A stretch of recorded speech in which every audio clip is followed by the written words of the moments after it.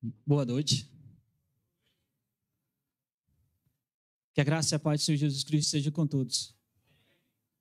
Amém. Como eu já falei, meu nome é Eliel. Eu acredito que muitos não me conheçam, mas eu conheço a muitos aqui. Até falei com o Arnaldo, que eu não tinha falado com ele. O Berg, o homem que ganhou o chocolate, né? Assim, conheço algumas pessoas. Eu acredito assim, não conheço a todos, mas quero dizer para vocês que vocês tenham a certeza que Deus os conhece, sabe até o número de cabelo que vocês têm, até os que foram perdidos. Mas Deus sabe as suas necessidades, sabe como está o seu coração. Amém? E pensando nisso, eu gostaria até de falar que hoje nós vamos dar continuidade do que está sendo falado aqui na igreja sobre o ministério de Jesus. Hoje nós vamos dar continuidade e o texto está até aqui colocado. E o tema da mensagem de hoje é as constantes lutas de Jesus em seu ministério. Esse vai ser o tema da mensagem de hoje. Aquele que gosta de escrever, gosta de anotar. Então você anota aí as constantes lutas de Jesus em seu ministério. A gente vai estar lendo Lucas 11, do 14 ao 23. Ok? Vamos ler? Evangelho de Lucas, capítulo 11, do 14 ao 23.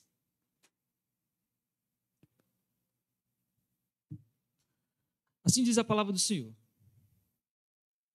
Jesus estava expulsando um demônio que era mudo. Quando o demônio saiu, o mudo falou e a multidão ficou admirada.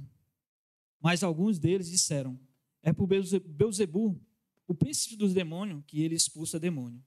Outros o punham à prova, pedindo-lhe um sinal do céu. Jesus, conhecendo os seus pensamentos, disse-lhe: todo reino dividido contra si mesmo será arruinado, e uma casa dividida contra si mesma cairá. Se Satanás está dividido contra si mesmo, como seu reino pode subsistir? Digo isto porque vocês estão dizendo que eu expulso o demônio por Belzebu. Se eu expulso o demônio por Belzebu, por quem os expulsam os filhos de vocês? Por isso eles mesmos estarão como juízes sobre vocês. Mas se é pelo poder de Deus que eu expulso demônio, então chegou a vocês o reino de Deus. Quando um homem forte, bem armado, guarda sua casa, seus bens estão seguros. Mas quando alguém mais forte o ataca e o vence, tira-lhe a armadura em que confiava e divide seus despojos. Aquele que não está comigo é contra mim. Aquele que comigo não ajunta, espalha. Vamos orar. Soberano Deus, nós te agradecemos, Pai, pelo teu amor, pela tua graça, pela tua misericórdia sobre nossas vidas. Te agradecemos, Pai, pela oportunidade que o Senhor tem nos dado de poder agora, como igreja, estarmos unidos, Pai, para receber um pouco da tua palavra, que o Senhor possa, Pai, abençoar, que o Espírito dos irmãos esteja junto com o meu, que somos o mesmo Espírito, e junto, Pai, possamos, Pai, buscar compreender a tua vontade sobre nossas vidas. Pai, ainda que seja, Pai, uma lição, mas que nós possamos sair daqui e praticá-las em nossas vidas. Abençoa todos nós, Deus abençoa a tua palavra, abençoa esse momento, Pai. Pois é em nome de Jesus que eu te peço, ore e agradeço hoje e sempre. Amém. Amém. Então, o tema da mensagem de hoje é as constantes lutas de Jesus em seu ministério. Imaginar para nós, irmão, eu gostaria até que você pudesse também pensar comigo. Você passa luta? Ou então, vou fazer uma pergunta aqui. Quem aqui não passa luta? Quem aqui não passa as lutas que é travada diariamente? Às vezes, ela passa, mas ela volta. Passamos luta na nossa vida. Todos nós enfrentamos constantemente algumas lutas. Algumas diferentes umas das outras. Talvez a minha luta não seja igual à do irmão, nem da irmã, mas todos nós temos uma luta que nós travamos e sempre buscamos estar vencendo. Temos lutas físicas. Algumas pessoas estão passando lutas daquelas que tem que vencer as dores, vencer um câncer. Lutas de estar vencendo a problemas de físico, de saúde. Muitas vezes doença respiratória, como nós passamos há pouco tempo da pandemia. Lutas físicas, lutas espirituais, lutas emocionais. ansiedade, depressão, lutas que nós travamos diariamente, lutas morais. Muitas vezes nós vamos imaginar, nós lutamos, dizendo, não, esse ano eu vou fazer um plano de leitura, e fica aquela luta todo dia de ler e não conseguir, e acaba desistindo, mas continua lutando, irmão, continua lutando. Moraes também, né? Uma dieta, a pessoa diz, não, eu vou fazer uma dieta, fica naquela luta e acaba caindo, mas permanece naquela luta, não, eu vou tentar lutar, eu vou lutar até o fim. E nós travamos nossas lutas. E a pergunta que eu queria colocar para nós hoje é, como você tem enfrentado, irmão, a sua luta? O que você tem utilizado para poder lutar nos momentos difíceis? Você tem lutado como um perdedor? Muitas vezes lutamos como um perdedor porque isso é a vontade do diabo, isso é a vontade do nosso inimigo. Mas uma coisa bastante importante, eu gosto sempre de comentar, sempre de falar, é importante nós sabermos contra quem nós estamos lutando. Muitas vezes nós dizemos, não, eu estou lutando, sempre coloca a luta contra o diabo, não é? Sempre está lutando contra o diabo. Aconteceu algo, não, é porque o diabo me tentou. Não, isso é coisa do diabo, mas nós temos que sempre pensar, irmão, nós temos 3 tipos de luta, 3 adversários. Vou ter 4, né? 3 adversários. 1, o diabo. 2, o mundo. 3, o eu. Os nossos desejos, né? Muitas vezes nós temos aquele desejo e colocamos culpa no diabo. Não, eu fiz aquilo, mas foi culpa do diabo. Mas desde que nós temos esse desejo. Muitas vezes estamos lutando contra o mundo, porque o mundo ele vai colocar algo sobre as nossas vidas, algo sobre nós, para poder nos tirar do caminho do Senhor. Isso é uma luta também. E outra luta é o diabo. E no estudo de hoje, na mensagem de hoje, nessa reflexão, eu gostaria que nós pudéssemos tirar desses versículos 3 lutas que Jesus travou, e ele travava constantemente. Gostaria que nós pudéssemos juntos ver essas lutas e aprender com Jesus. Por quê? Porque essas 3 lutas que ele vai contar aqui, foi 3 lutas que ele venceu como homem. Jesus, ele era Deus, 100% Deus e 100% homem.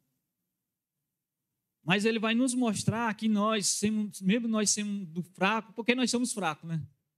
Nós temos que reconhecer que nós somos dependentes de Deus, a nossa força vem de Deus. Mas Jesus vai nos mostrar que as nossas lutas nós temos como vencer como homem. E ele vai nos mostrar cada um dessa maneira. 3 lições de como vencer as nossas lutas diárias, as nossas lutas constantes. Amém? Primeira luta. Luta que era constantemente no ministério de Jesus, era libertar os cativos de espírito do mal. Versículo 14. Jesus estava expulsando. Não, irmão, antes de a gente chegar aqui, eu gostaria que nós pudéssemos ver um contexto, tá bom? Veja, no versículo 1 do capítulo 11. É interessante nós vermos aqui, certo dia, Jesus estava orando em um determinado lugar. Tendo terminado, um dos seus discípulos lhe disse, Senhor, nos ensina a orar, como João ensinou os seus discípulos, os discípulos dele. Interessante é que Jesus estava orando. Um discípulo chegou para ele, Senhor, nos ensina a orar, como João ensinou os seus discípulos. O que acontece? Jesus vai ensinar eles a orar o Pai Nosso. E ensina todo o Pai Nosso, que é a importância que ele vai ensinar. A importância de nós estarmos orando. E ele ensina o Pai Nosso. E logo em seguida o que acontece? A partir do versículo 5 ele também vai. Então ele disse, suponhando que ele vai agora falar uma parábola. Ele diz, então lhe disse, suponha que um de vocês tenha um amigo e que recorra a ele à meia-noite e diga, amigo, empreste-me 3 pães, porque um amigo meu chegou de viagem e não tenho nada para lhe oferecer. E o que estiver dentro responde, não me incomode, a porta já está fechada e os meus filhos já estão deitados. Não posso me levantar e lhe dar o que me pede. Eu lhes digo, embora ele não se levante para lhe dar o pão, por ser seu amigo, por causa da importunação, se levantará e lhe dará o que lhe precisa. Interessante, irmão, que a gente vai aprender com Jesus, que ele ensinou o Pai Nosso e o que aconteceu logo depois?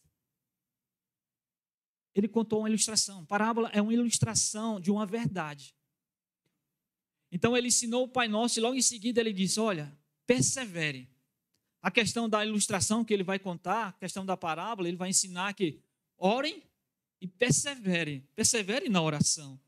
E aqui nesse versículo 14, quando ele vai falar da importância de libertar os cativos, as pessoas que estavam presas, Jesus estava expulsando um demônio, que era mudo. Quando o demônio saiu, o mudo falou, e a multidão ficou admirada. Primeira lição que Jesus nos ensina. Ele expulsava demônio. Várias vezes aqui em Lucas, a gente vai ver ele fazendo isso. Veja capítulo 4. Capítulo 4, versículo 31. A gente vai ver aqui alguns versículos de Jesus libertando os cativos. 4, 31 de Lucas.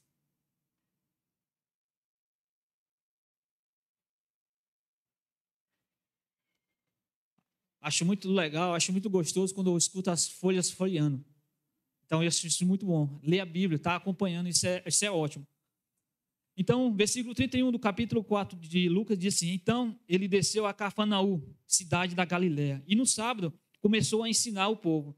Todos ficavam maravilhados com o seu ensino, porque falava com autoridade. Na sinagoga havia um homem possesso de um demônio, de um espírito imundo, e ele gritou com toda a força, ah, que queres conosco, Jesus de Nazaré? Vieste para nos destruir? Sei que tu és o santo de Deus. E Jesus respondeu e disse, cale-se e saia dele. Então o demônio jogou o homem no chão diante de todos e saiu dele sem o ferir. Um pouquinho mais na frente, Lucas capítulo 8. Um pouquinho mais na frente, Lucas 8.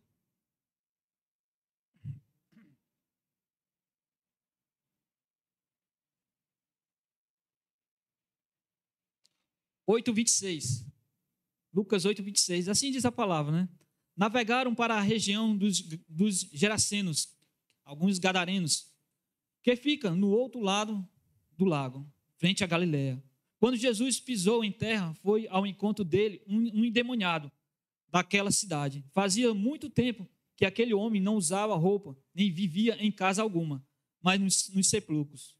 Quando viu Jesus, gritou, prostrou-se aos seus pés e gritou. Prostou-se aos seus pés e disse em alta voz, que queres comigo, Jesus, filho do Deus Altíssimo? Rogo-te que não me tormentes, pois Jesus havia ordenado que o espírito imundo saísse daquele homem. Muitas vezes ele o tinha se apoderado dele, mesmo com os pés e as mãos acorrentados e entregue aos cuidados de guarda, quebrava as correntes e era levado pelo demônio a lugares solitários. Jesus lhe perguntou, qual é o seu nome? Legião, respondeu ele, porque muitos demônios haviam entrado nele. E implorava-lhe que não os mandasse para o abismo. Eu quis vir até aqui, irmão, porque é mais um momento que Jesus ele vai estar expulsando o demônio. É mais um exemplo. Eu acho interessante, eu quis chegar até aqui porque eu acho muito interessante que os espíritos pedem para Jesus não mandar, não fazer ele se jogar daquele despenhasco. Mas o que acontece? Eles entram, Jesus manda ele ir para os porcos. E o que acontece? Os porcos se jogam. Porque é impressionante, ninguém consegue se manter com o espírito maligno. Só o ser humano, e eu não sei como. Mas interessante, o Senhor expulsou mais um. Gostaria que nós pudéssemos ler mais uma vez 13, Lucas 13. 13, do 10 ao 13. Lucas 13. Versículo 10. Certo sábado, Jesus estava ensinando numa sinagoga. E ali estava uma mulher que tinha um espírito que a mantinha doente havia 18 anos. E ela andava encurvada, de forma alguma o podia endireitar-se. Ao vê-la, Jesus chamou à frente e disse-lhe, mulher, você está livre dessa doença. No ministério de Jesus era constante ele estar em luta contra os espíritos. Aqui nós vimos alguns exemplos, fora o que foi dado em João. Mas uma coisa assim que gostaria que nós pudéssemos tirar como lição. Como Jesus fazia isso? Era constante na vida dele ele estar fazendo isso. Mas como ele fazia isso? Era porque ele era Deus? Não. Se nós formos imaginar, nós podemos ver que era intimidade, irmão. Ele tinha intimidade com o Pai, ele tinha intimidade com Deus. Lucas, eu acho interessante que Lucas, por muitas vezes, ele vai estar falando, ele vai mostrar Jesus orando, Jesus falando com o Pai. Isso é intimidade, irmão. É nós estar falando com Jesus, Jesus está falando com o Pai, para que ele possa cada vez mais se fortalecer, saber qual é o plano, como vencer as dificuldades. Nós vimos várias vezes, gostaria que nós pudéssemos agora ver algumas vezes que Jesus estava, só umas que eu vou colocar, onde Jesus estava orando. Já vimos aqui no capítulo 11, versículo 1, né? Jesus estava orando, aos seus discípulos pediram para que ele o ensinasse a orar. Mas veja também, Jesus, não vamos para lá, vou só falar aqui algumas passagens. Lucas capítulo 3, versículo 21, após o seu batismo. Lucas capítulo 6, a escolha dos 12 apóstolos. Logo, ele conta aqui em Lucas capítulo 6, versículo 12, que ele passou a noite toda orando. Bom, obrigado.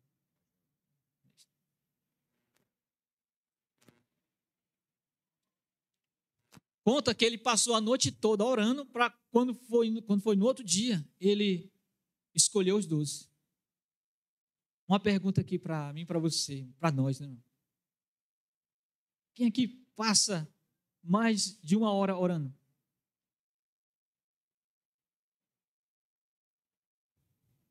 A gente não passa, né? Mais de 1 hora orando. Mas, pensando também nessa questão de oração, o exemplo de Jesus, em Marcos, capítulo 14, do 32 ao 41, vai falar que certa vez Jesus ele estava passando uma luta tão grande. Era uma luta tão grande que eu passei, no 2018, eu passei uma luta muito grande, irmão, na questão de ansiedade. Foi um negócio assim terrível na minha vida, porque eu, como cristão, eu não conseguia aceitar que eu pudesse estar com ansiedade. Irmão, era um negócio assim tão ruim, que quando eu estava assim, todo mundo estava, a minha família junto, aquela felicidade toda, e eu não conseguia ter alegria minha, um monte de sentimento era que eu não estava ali, que eu não ia viver mais aquilo. Aquele momento tão ruim. O meu sentimento que algo, eu ia para o trabalho, chorava, algo acontecia, eu ficava aquela coisa acochando o coração, e aquela ansiedade muito grande. Mas uma coisa na minha vida que eu louvo a Deus, família, irmão. As nossas lutas nós temos que ver, com quem nós temos lutado. Eu agradeço a Deus muito a minha família, que a minha família me amou muito, mostrou o quanto ela me amava e dizia que eu tinha que vencer aquilo, que aquilo não podia viver aquilo. Outra coisa que me ajudou muito, irmão, foi a palavra de Deus e a oração. Eu me apeguei a Deus de uma maneira tão grande que eu disse, não, eu agora vou fazer algo diferente para Deus. Eu me apeguei tanto que nesse tempo, eu fiquei assim, não, eu vou ler a palavra, eu vou me aprofundar na palavra. Eu disse, não, Deus, eu tenho que mudar, eu tenho que sair dessa. Isso me ajudou. Deus, Jesus, ele estava passando uma aflição tão grande que nem depressão a gente podemos contar que é comparado com o que ele estava sentindo. Em Marcos, capítulo 14, do 32 ao 41, vai falar que Jesus ele estava passando uma dor tão grande, Getsemane. Lembra todo mundo isso aqui? Lembra desse momento? Eu acho tão bom Marcos que Marcos faz questão de dizer que ele chama os seus discípulos e o que acontece? Chama os discípulos, estão indo tudo subindo para aquele local que é chamado Getsemane, o local da prensa, né? Local de prensa. Quando eles chegam lá, ele deixa os seus discípulos e diz, ficai aqui orando. E o que acontece? Ele leva mais 3 à frente, para quê? Para orar. E lá ele deixa, os 3 discípulos estão lá e dizem, olha, eu estou profundamente angustiado. Numa angústia tão grande, uma angústia de morte. Ficai aqui e vigiai, ficar aqui e orai. Que era para eles orar por ele. E ele vai mais um pouquinho à frente, fazer o quê? Orar. Ele vai falar com o Pai. E ele vai dizer o que ele estava sentindo, as dificuldades que ele estava passando, aquela dor tão grande. E ele diz, Pai, tudo é possível para ti. Passa de mim esse cálice. Contudo, não seja o que eu quero, mas o que tu queres. E quando ele volta, ele encontra os discípulos dormindo. E o que ele diz? Vocês não podem orar 1 hora? A questão de... Uma das coisas que nós temos que colocar em nossa mente é a importância da oração. A importância de termos intimidade com Deus. Para que possamos estar fortalecidos, possamos estar em intimidade com o Pai, intimidade com Deus. É uma das lições que ele nos ensina aqui. Por que ele tinha esse poder de expulsar os demônios? Porque ele tinha intimidade com Deus. Ele tinha intimidade com o Pai, através das orações. Que nós possamos estar com essa luta. Então, a primeira lição que nós vamos tirar aqui desse estudo é oração. Assim como Jesus orou, nós temos que buscar ter essa intimidade com Deus também. A pergunta que eu faço para mim e para você: como você tem orado? Qual a importância que você tem dado à oração? Que não seja a nossa importância, não seja só quando a gente vai comer, obrigado Deus por essa alimentação, quando vai dormir, obrigado Deus pelo dia e dorme. Não, a nossa oração ela tem que ter uma intimidade, ela tem que ter um momento separado, tem que ter um tempo para Deus. Tinha, né? Porque ele morreu para nós aqui, eu acredito que ele esteja na eternidade. Um pastor chamado Po Yu-chun, que é o sul-coreano, né? Na Coreia do Sul, que certa vez ele falou para a sua secretária que quando ele estivesse orando, ninguém o incomodasse. Aí ele estava orando, quando de repente o presidente do país ligou, que gostaria de falar com aquele pastor. A secretária dele disse que, mas eu não posso chamar ele agora porque ele está orando. Aí o presidente falou: você sabe quem está falando? Ela disse: sim, eu sei que é o presidente do país, mas nesse momento eu não posso incomodá-lo. Desligou. Quando aquele pastor saiu, ela disse: olha, o presidente ligou e você estava orando e eu falei que não podia lhe perturbar. Ele disse: fez certo.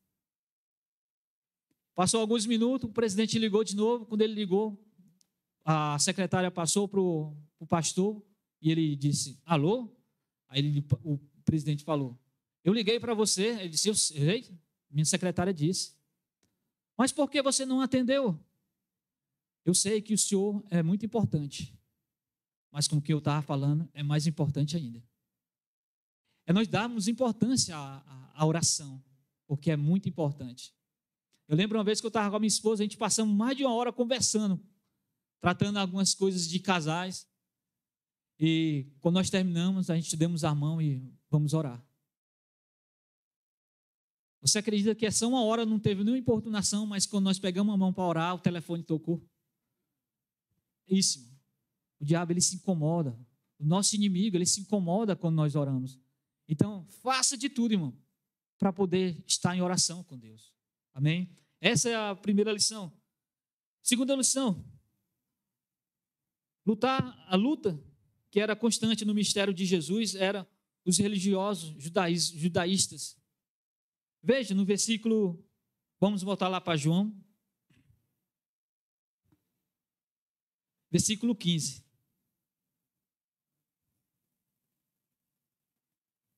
Eu falei João, não foi? É Lucas, viu? Vamos voltar lá para Lucas, capítulo 11. Versículo 15. Logo em seguida, Jesus ter expulsado aquele demônio, no versículo 15 diz assim: mas alguns deles disseram: é por Beelzebu, príncipe dos demônios, que ele expulsa demônio. Era uma constância na vida de Jesus, no ministério dele, ele ter essa luta com os religiosos, né? Que defendia a lei. Defendia, mas muitas vezes eles defendiam da maneira que eles colocavam lá em cima, mas eles não faziam aquilo que era para eles fazerem, que eram os religiosos. O interessante é que aqui ele não fala quem são as pessoas, mas se nós formos ver, porque Lucas, Marcos e Mateus, eles são sinópticos. Eles são os livros bem parecidos, já diferencia de João.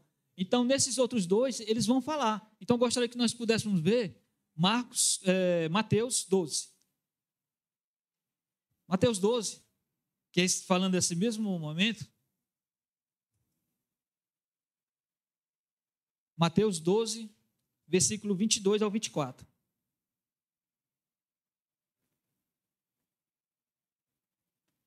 Ele diz assim, depois disso, levaram-lhe um endemoniado que era cego e mudo. E Jesus o curou de modo que ele pôde falar e ver. Todo o povo ficou atônito e disse: não será este o filho de Davi? Mas quando os fariseus ouviram isso, disseram: é somente por Beelzebul, príncipe dos demônios, que ele expulsa demônio. Aqui já falou quem? Os fariseus. Agora vamos lá em Marcos, capítulo 3, um pouquinho mais na frente. Marcos 3, versículo 22. E os mestres da lei que haviam descido de Jerusalém diziam: ele está com Beelzebul, pelo príncipe dos demônios é que ele expulsa o demônio. Quem? Aqui? Os mestres da lei. Em algumas traduções vai falar os escribas. Quer dizer, eram religiosos judaístas que eles estavam sempre, constantemente, lutando contra Jesus. Lutando contra o ministério de Jesus, o reino de Deus que Jesus vinha trazer. E eles estavam constantemente lutando. Em Lucas 13, versículo 10, no sábado ele curou quem? Nós vimos agora. Ele curou uma mulher que estava com um espírito, fazia 18 anos. E ele foi lá e curou, e eles foram lá, eram contra, porque era no sábado. Eu queria falar que era no sábado. O homem da mão ressequida também, nós sabemos que aquele homem da mão ressequida, por ser no sábado, eles também não queriam que ele fizesse aquilo. Quer dizer, uma das maiores lutas de Jesus foi era constantemente a luta de Jesus com os religiosos do sistema judaico, com sua ideologia na superioridade de Israel e o desprezo dos demais povos. Era a luta que Jesus tinha. Como ele vai estar falando aqui, ele vai dar, logo a partir do versículo 16, estes são os... Vamos voltar lá de novo para Lucas 11. A partir do versículo 17, Jesus, conhecendo os seus pensamentos, disse-lhe: todo reino dividido contra si mesmo será arruinado, e uma casa dividida contra si mesmo cairá. Ele respondendo ao que aqueles homens tinham falado, né, dizendo que ele fazia aquilo pelo poder dele ser o príncipe de Beelzebul. E ele vai estar falando no versículo 17: todo reino dividido contra si mesmo será arruinado, e uma casa dividida contra si mesmo cairá. Se Satanás está dividido contra si mesmo, como o seu reino pode subsistir? Não tinha como ele estar falando, não tem como ele ser o príncipe do Beelzebul e estava contra os Beelzebul, né? Contra o inimigo. Então, uma lição que ele nos ensina aqui é a questão da comunhão, irmão. Se não tiver comunhão, como ele vai estar falando no final, se não tiver comunhão, versículo 17 no final, e uma casa dividida contra si mesmo cairá. Se não houver comunhão dentro de casa, a casa cairá. Se não tiver comunhão dentro da igreja, a igreja não subsistirá. Porque comunhão, o que é comunhão?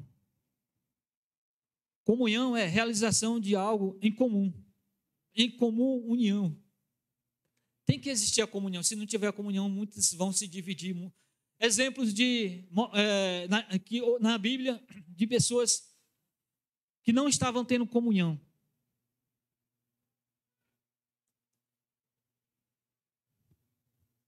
Que era a luta que tinha, né? Por exemplo, a família de Caim e Abel. O que aconteceu?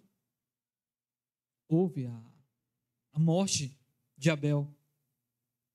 Outra casa que não estava com comunhão, teve aquela luta de separação, Abraão e Ló.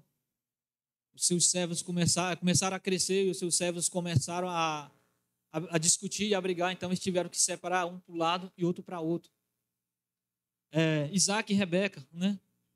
Um amava o filho, outro amava o outro filho, e houve a separação, Jó para um lado e outro filho para outro.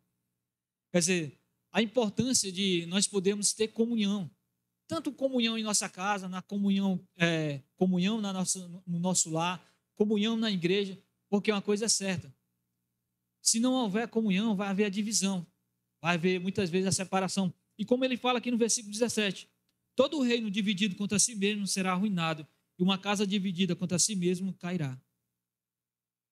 É possível vivermos em comunhão? Sim, irmão. É possível. Nós temos que saber que, ainda que nós estejamos aqui como igreja, eu posso torcer um time, o irmão pode torcer outro. Mas isso não pode ser algo que vai nos deixar de ter comunhão. O irmão gosta de comer algo E eu gosto de comer outra coisa, mas isso não vai deixar de nós termos comunhão. O irmão tem um pensamento de algo, eu tenho um pensamento de outro, isso não pode nos deixar de ter comunhão, porque a nossa comunhão é em Cristo Jesus. Existe algo, nós tivemos até um estudo, quando nós estávamos estudando o CTCC, que existe algo que para nós é intocável. Creia que Jesus Cristo é o Filho de Deus. Amém? Amém. Isso é importante, irmão. Creia que Jesus Cristo ressuscitou. Amém, irmão. Vai ter algo que a gente é irrelevante, que é algo que a gente não aceita, não aceitamos. Mas nós não podemos deixar que muitas vezes coisinhas pequenas nos tirem a comunhão, nos tirem o momento. É imaginar que no ministério, muitos ministérios estão se dividindo, simplesmente por quê? Por causa de orgulho, irmão. A pessoa acha que tem um pequeno entendimento, aquele entendimento dele, ele se acha maior do que o outro. Muitas vezes pessoas elas se acham que merecia estar fazendo algo e outro está fazendo e ela não, eu sou maior do que aquele outro começa a haver divisão na igreja. E o Senhor está nos fazendo aqui. No ministério dele sempre houve isso, constante luta contra os religiosos, porque afinal de contas não era fácil para os judeus, né, Israel, aceitar esse Cristo Jesus, porque como nós vimos, ele veio trazer a salvação, ele trazer o reino de Deus. Então essa foi a segunda lição, comunhão, irmão. No ministério na luta de Jesus ele teve contra os religiosos, ele implantou muito, ele colocou muito, nós temos comunhão, estamos juntos. Amém? Terceira e última lição. Uma luta constante no ministério de Jesus era a incredulidade. Versículo 15 do capítulo 11.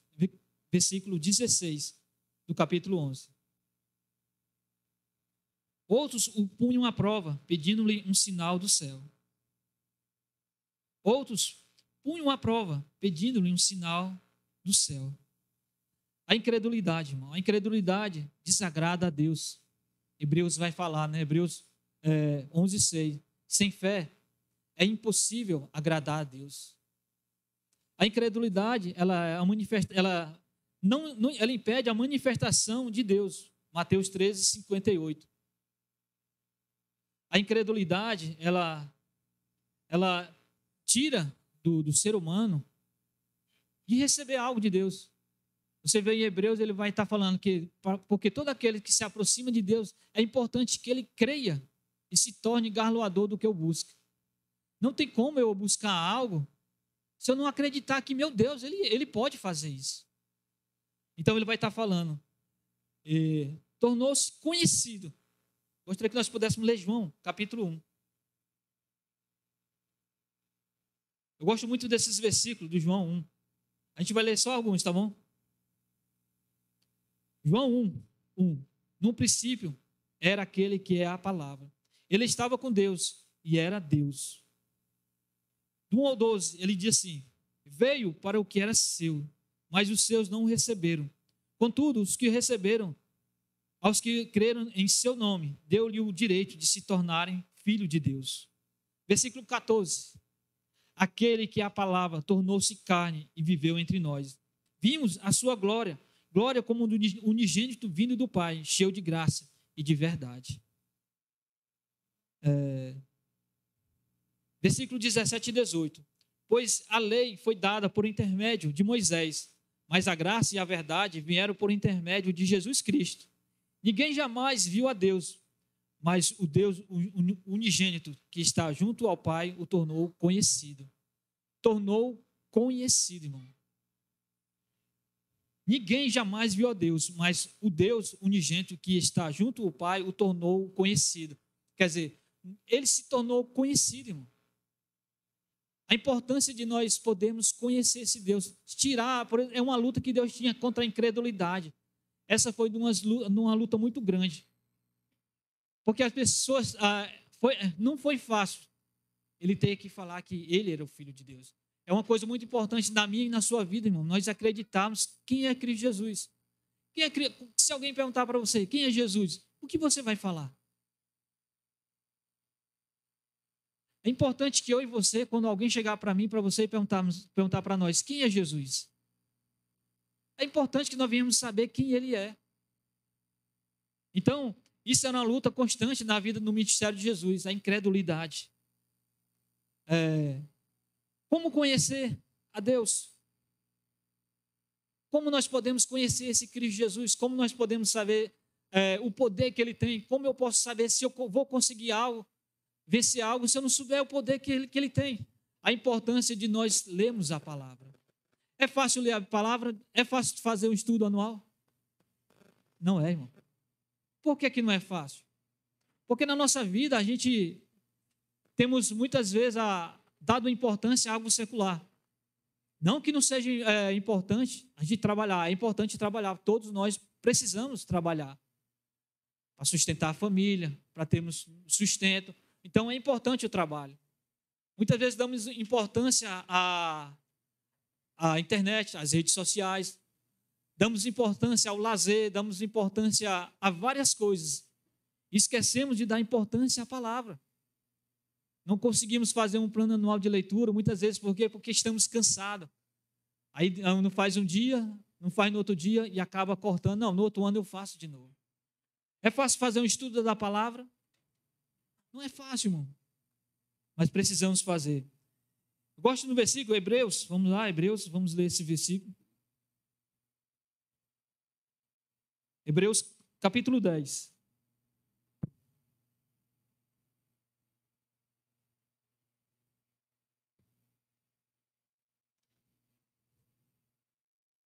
Versículo 17 ao 39.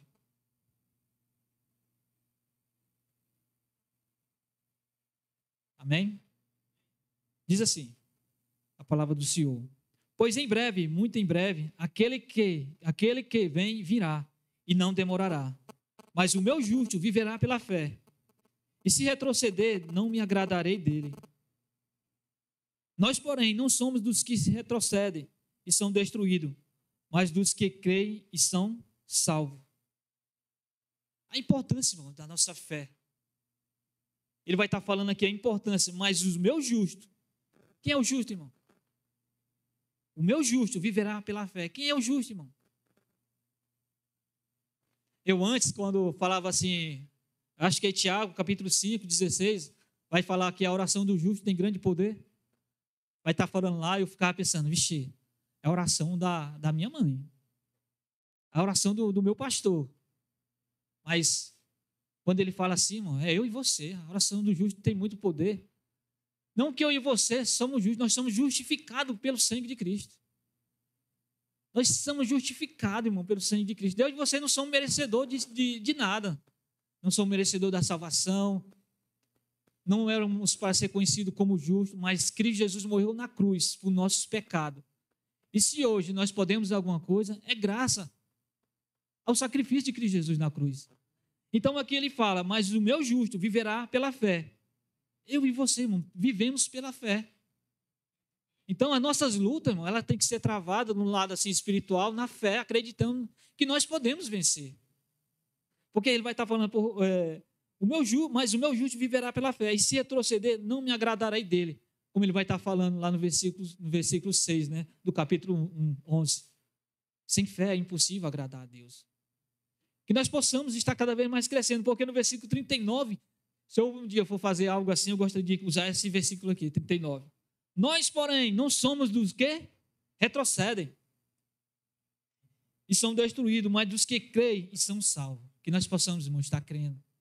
Que nós possamos cada vez mais estar buscando a leitura da palavra. Só tem talvez nós possamos imaginar, como eu posso ter o conhecimento da palavra?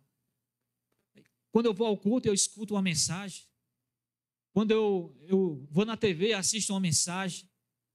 Quando eu escuto o culto de doutrina, amém, irmão, você vai aprender. Mas a melhor maneira de você conhecer Deus e ter fé é através da palavra. É você ter aquele desejo de poder conhecer quem é esse Deus, quem é esse Salvador, o que ele fez. E como nós vimos hoje aqui, ele travou 3 lutas, irmão. Lutas constantes no ministério dele, que muitas vezes nós travamos em nossas vidas. E ele, como homem, ele venceu, ele lutou contra os demônios, fazendo o quê? Através da intimidade, da oração. Ele ensinou que a luta dos religiosos, que ele travava contra os religiosos judaístas, era como que ele fez? Através da comunhão, para que a casa não seja dividida, para que a casa não venha cair, para que a igreja ela não venha a ser dividida. E na terceira lição, ele vai estar falando uma luta que ele travava constantemente, era contra a incredulidade. Que nós não possamos, irmão, estar sendo incrédulo, que nós possamos estar cada vez mais tendo fé, cada vez mais acreditando. E uma das maneiras que nós podemos fazer isso, através da leitura da palavra. Eu gostaria de terminar aqui com a conclusão de Paulo. Assim como Jesus, Paulo nos ensina a melhor maneira de vencer as nossas lutas. Efésios, capítulo 6.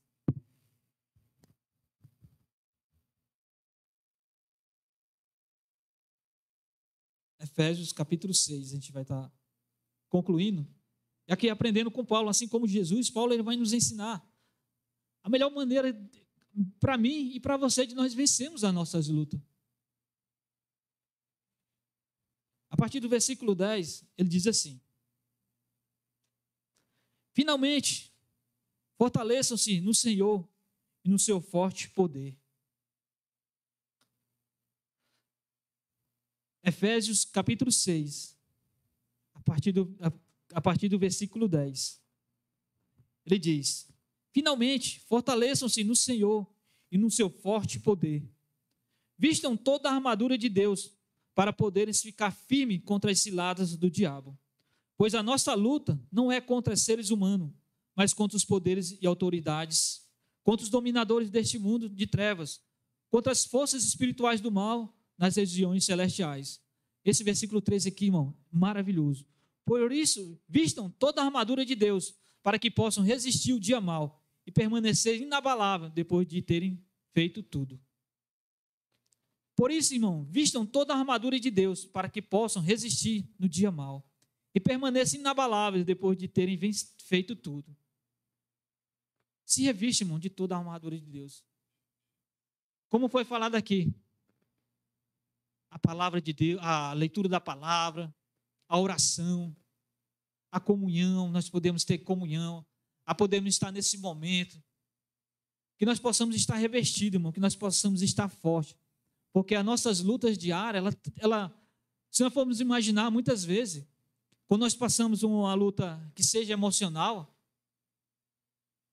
se for preciso ir ao médico, irmão, ser tratado, nós temos que ir, isso é bênção de Deus. Mas se nós temos como se nos fortalecer na palavra, porque isso é que ele vai estar falando, a nossa intimidade, Jesus vai nos ensinar, ela tem que ser antes.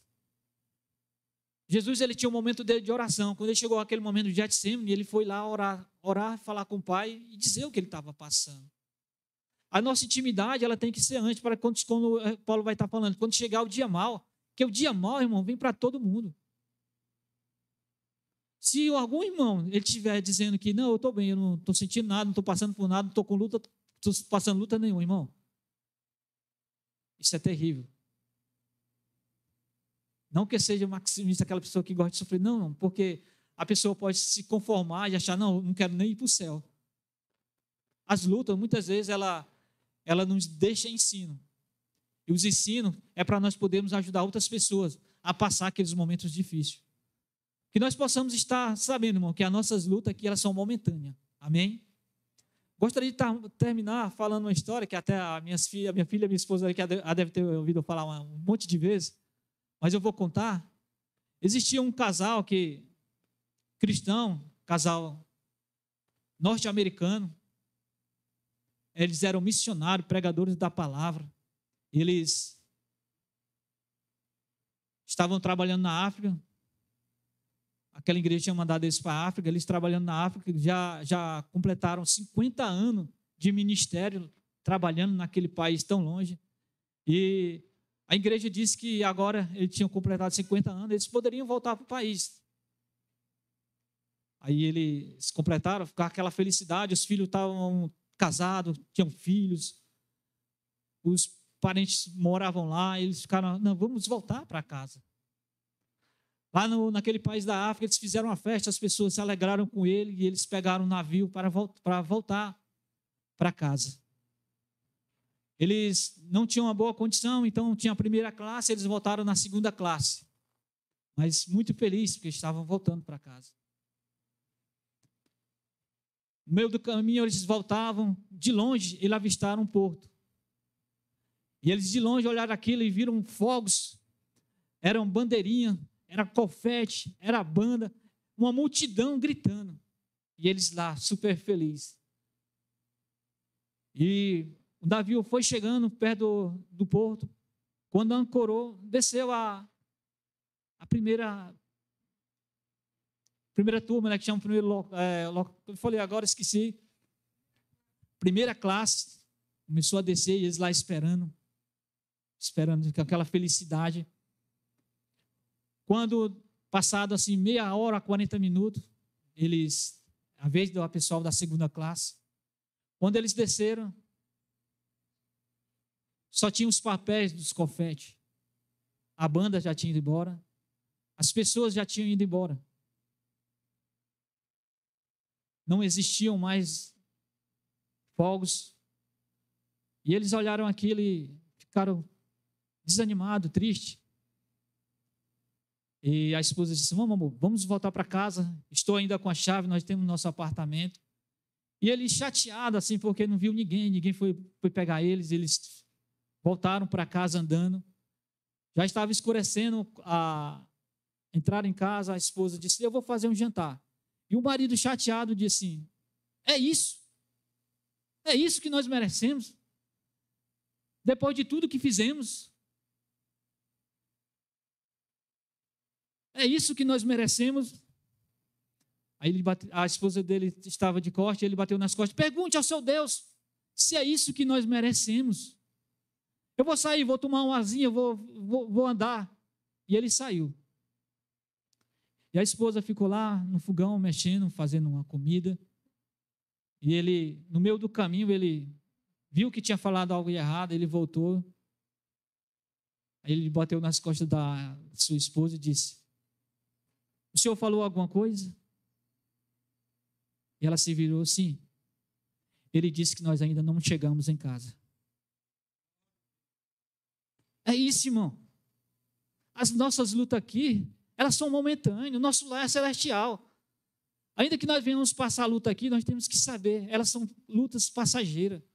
A nossa felicidade não é aqui, irmão. A nossa felicidade é no céu. Então, até lá, nós temos que ser fortes. Como a palavra do Senhor vai estar falando. Nós não só somos vencedores, nós somos mais que vencedores. Por isso nós temos que até lá sermos fortes como vencedores, né? Amém? Queria agradecer por esse momento, queria dizer que todos nós somos vencedores, ainda que a nossa luta seja diferente, mas todos nós temos uma luta. Amém? E assim o Senhor tem nos ensinado que no seu ministério houve luta, mas foram vencidas como homem, e nós temos como vencer. Vamos orar? Queria convidar a igreja a ficar em pé. Maravilhoso Deus, nós te agradecemos, Pai, por essa oportunidade que o Senhor tem nos dado, de poder junto, Pai, como igreja, sabemos, Pai, que as lutas, Pai, passadas em teu ministério foram lutas, Pai, que o Senhor venceu, até mesmo, Pai, as tentações o Senhor venceu através com a tua palavra, até mesmo, Pai, as maiores dificuldades, o Senhor foi capaz de vencer para nos mostrar que é possível vencermos, Pai. Que nós possamos, Pai, cada vez mais nos fortalecer no teus caminhos, Pai, cada vez mais ter intimidade com Deus através da oração, cada vez mais buscar crescimento na tua palavra, cada vez nos fortalecer, temos comunhão, Deus. Porque nós sabemos, Pai, que a comunhão cada vez mais ela nos fortalece, ela nos edifica, ela cada vez mais nos faz estar ao teu lado. Por isso abençoa, Pai, eu te peço que o Senhor abençoe essa igreja, Deus. Que o Senhor possa, Pai, estar tirando daqui toda qualquer luta, Pai, todo qualquer mal, toda qualquer divisão. Que o Senhor possa abençoar que essa igreja ela esteja cada vez mais crescendo. Eu falo essa igreja porque eu te peço que o Senhor possa abençoar cada irmão, Deus. Não sei, Pai, o desejo do coração, não sei a luta que eles estão passando, mas como bem foi falado no começo, Tu conheces a cada um, Deus. Tu conheces, Pai, cada um, os seus desejos, as suas dificuldades, que o Senhor possa estar abençoando, Deus. Abençoa cada coração, Deus. Também te peço que o Senhor possa estar me guiando, me ensinando para cada vez mais andar nos Teus caminhos. Abençoe, Deus, a minha e a minha família. Fica conosco, Deus, nos leva em paz às nossas casas. Abençoe essa semana, Deus, que ela seja uma semana abençoada, Pai. A cada pedido de oração que foi feito aqui, Deus, que o Senhor esteja escutando, Pai. segundo a fé de cada um, Pai, o Senhor esteja operando na vida de cada um, Deus. Pois é em nome de Jesus que eu te peço, oro e agradeço, hoje e sempre. Amém.